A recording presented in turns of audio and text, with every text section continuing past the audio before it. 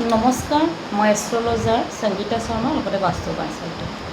আজি এটা অতি সৰু ৰেমেডি লৈ আহিছোঁ টকা পইচাৰ পৰা। আচলতে কি হয়, মোৰ তাত যথেষ্টখিনি ক্লাইণ্ট আহি এটাই কথা কয় যে বাইদেউ টকা পইচা বহুত টান চলিছে, উঠি অহা ব্যৱসায়বিলাকো লাহে লাহে বেয়া হোৱা ষ্টাৰ্ট হৈছে, বা যিমানখিনি ইনকম কৰোঁ তাৰ দুগুণে খৰচ হৈ যায়, আহি থকা টকা পইচাৰ ৰাস্তাবোৰ বন্ধ হোৱা হৈছে। তো এনেকুৱা ক্ষেত্ৰত আপোনালোকে কি কৰিব? তো এনেকুৱা ক্ষেত্ৰত কৰিব কি, এটা অতি সাধাৰণ ৰেমেডি মই আপোনালোকে আগবঢ়াইছোঁ, কৰি চাব, যথেষ্টখিনি সফল পাব।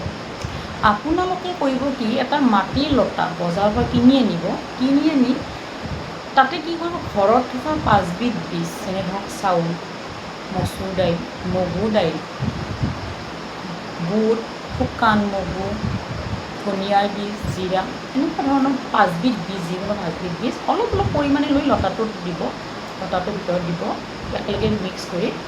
তাৰে পিছত সেই লতাটোৰ মুখখন এখন ৰঙা কাপোৰে বান্ধি দিব, এডাল ৰঙা সূতাৰেও বান্ধি দিব, মানে কি সেই লতাটোৰ মুখখন নি পেলাই লতাটো কি কৰিব, আপোনালোকৰ য'তে গোঁসাই এখন, য'তে চাকি বন্তি লগাই আপোনালোকৰ মন্দিৰত এদিন এৰাতিৰ কাৰণে থৈ দিব। পিছদিনাখন সেই লতাটো আনি আপোনালোকৰ য'তে টকা পইচা থয় সেই জেগাতে আপোনালোকে সেই লতাটো থৈ দিব।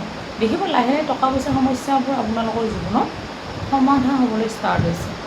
য'ত টকা পইচা ব্লক হোৱা ষ্টাৰ্ট হৈছিল, সেই ব্লকেজবিলাক খোলা ষ্টাৰ্ট হ'ব। কৰি চাব, আপোনালোকে বহুতখিনি উপকৃত হ'ব। অনাগত দিনত আৰু বিভিন্ন ধৰণৰ ভিডিঅ' লৈ আহিম, আৰু যদি আপোনালোকক 9টা গ্ৰহৰ ওপৰতো কিবা ৰেমেডি লাগে মোক কমেণ্ট কৰিব, মই নিশ্চয় জনাম। গতিকে আজিলৈ ইমানেই, ধন্যবাদ।